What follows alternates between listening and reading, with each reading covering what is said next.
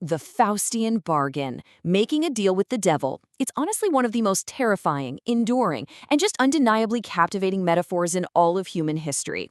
Welcome to today's Explainer, where we're going to completely unpack what it actually means to sell your soul. We're going to trace its incredible history, dive deep into the psychology behind it, and look at its surprisingly modern reality. Because, as you'll see, this isn't just an ancient theological fear. It has evolved into a defining, everyday dilemma for our modern world. So I want to ask you something right up front. What would you trade for ultimate power? I mean, what if you could have unlimited knowledge or perfect, unrivaled success? Just take a second to really think about that, because this isn't some casual, hypothetical thought experiment you just toss around at a dinner party. This is literally the ultimate existential dilemma that humans have wrestled with for centuries. It is that eternal, agonizing struggle between our highest moral principles on one hand and our absolute base desires for worldly gain, status, and control on the other. And this dilemma has birthed some of the most chilling folklore ever recorded. Stories of people who allegedly made this literal, terrifying trade. Take Niccolo Paganini, for example.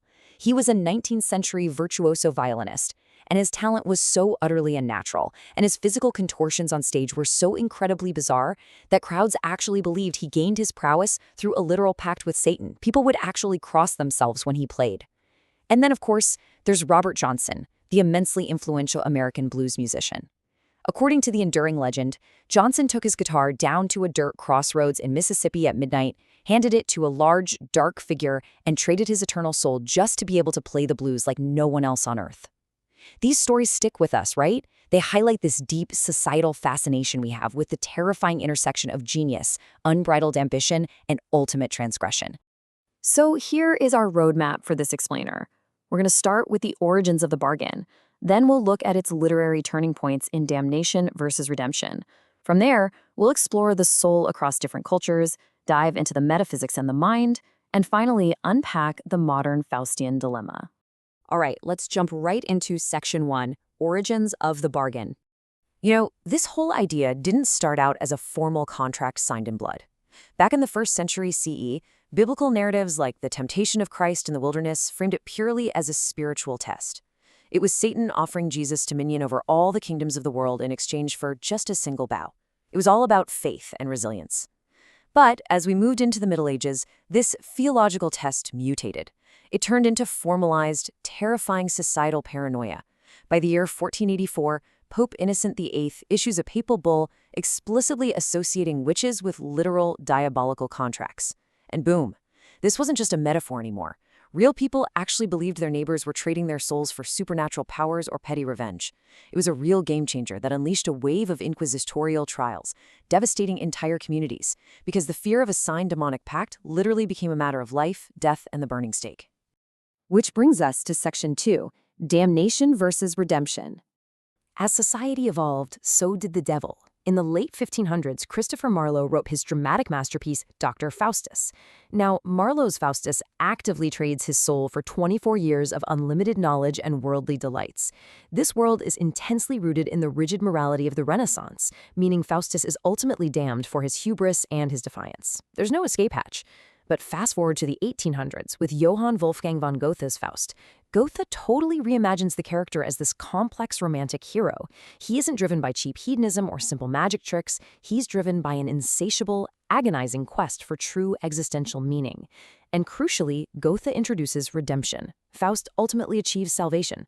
This contrast brilliantly captures how humanity's view of itself shifted over a few hundred years, moving from rigid religious orthodoxy and terror all the way to the boundless optimism and intellectual curiosity of the Enlightenment. Just listen to this. Why then be like we must sin and so consequently die? We must die an everlasting death. That is Marlowe's Faustus, finally acknowledging his absolute terrifying doom. It's this incredibly tragic realization of his internal conflict and his total rebellion against divine authority. It's the chilling acknowledgement that his unchecked ambition has a permanent, completely unfixable consequence. But then, contrast that tragedy with Goethe's vision. His devil, Mephistopheles, describes himself by saying, "I am part of that power which eternally wills evil, yet eternally works good." Wow, right? It's a wildly different, highly nuanced portrayal of the universe. Good and evil aren't just these rigid, entirely separate boxes anymore. They are deeply intertwined forces within creation. Goethe is suggesting that sometimes our missteps, our darkness, and our deepest temptations are actually the exact catalysts we need for ultimate progress and eventual salvation.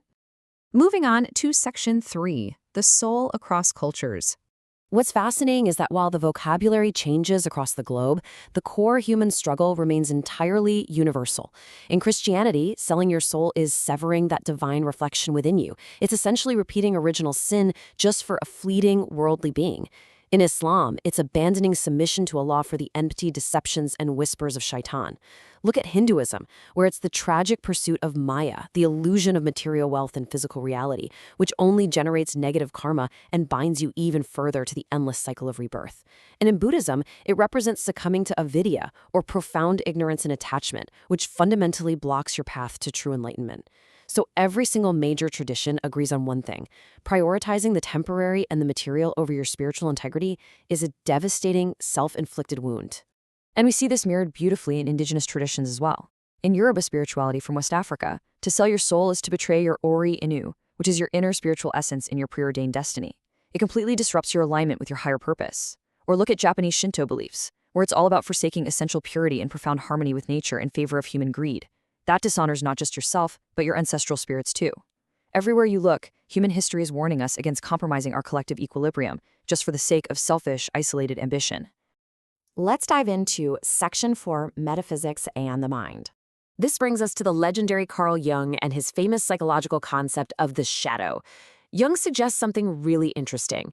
He says the devil isn't some external monster in a red cape waiting for us at a crossroads. It's actually the unconscious aspect of our own personality.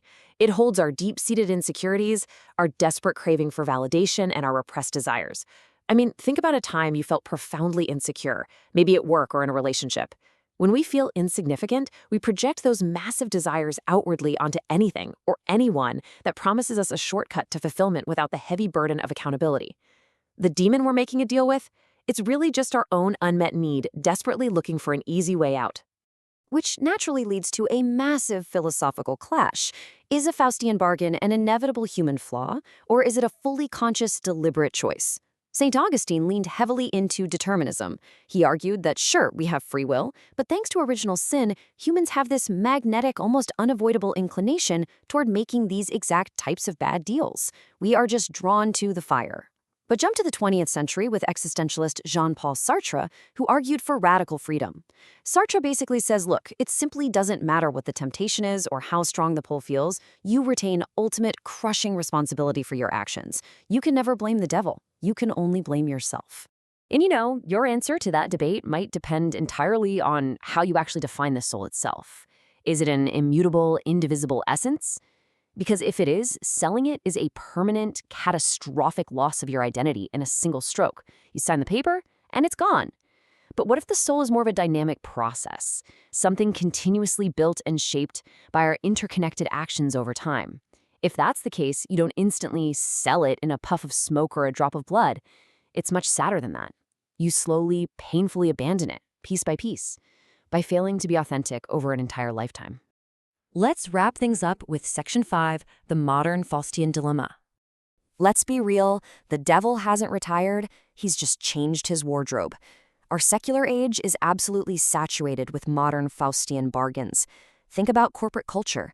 It's the employee who steadily compromises their core moral values, year after year, just to climb the career ladder and secure that corner office. In politics, it's the leader who betrays the public trust and completely reverses their lifelong stances solely to cling to power. And in our broader society, it's sacrificing our deeply authentic individuality just to chase external validation, racking up likes on social media and aiming for 15 fleeting minutes of internet fame. But perhaps our greatest modern dilemma is our relationship with technology.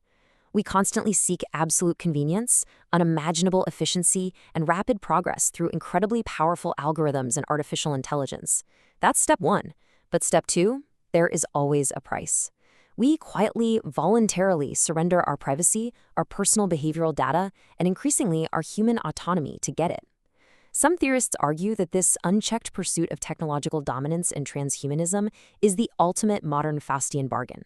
We are literally trading our fundamental human nature and our privacy to massive digital forces that we can no longer fully control or, frankly, even truly understand. And what's wild is that even our attempts to escape this exhausting cycle get hijacked by the commodification of spirituality. Consumerism has taken sacred ancient practices like mindfulness, meditation, and yoga and turned them into highly commercialized, neatly packaged quick fixes. Instead of actually guiding us toward true enlightenment or moral integrity, they are increasingly marketed merely as tools to hack our brains, making us more efficient, productive, and compliant workers in a high-stress capitalist system. It's the comforting illusion of spiritual growth masking yet another subtle moral compromise. Honestly, it's no wonder artists keep returning to this well again and again. Pop culture is totally saturated with this theme. You've got the devil's advocate critiquing the sheer soullessness of unchecked capitalism and the legal system. Black Swan exploring the terrifying, self-destructive extremes of artistic ambition. Oscar Wilde's The Picture of Dorian Gray diving deep into the horrific reality of vanity and moral decay hidden behind a beautiful face. And House of Cards laying bare the absolute moral rot of political corruption. This myth constantly adapts across generations for one simple reason. Our fundamental anxieties about temptation and consequence are permanent. So to summarize the incredible source material we've unpacked today, true fulfillment cannot be bought, and it absolutely cannot be bargained for. It resides entirely within our connection to a higher purpose, to our unshakable authenticity, and to each other. Keeping your soul requires real, painful accountability. It means admitting when we've made a mistake, diligently learning from our past, and having the sheer courage to stand up for what is inherently right, even when it means standing entirely alone. Which leaves us with one final, unavoidable thought to ponder. In an age of incredibly smart algorithms, boundless ambition, and endless intoxicating convenience, what is the exact price of your integrity? Have you already been tempted to make a trade? Thank you so much for joining me for this explainer. I really hope it gave you something profound to think about today.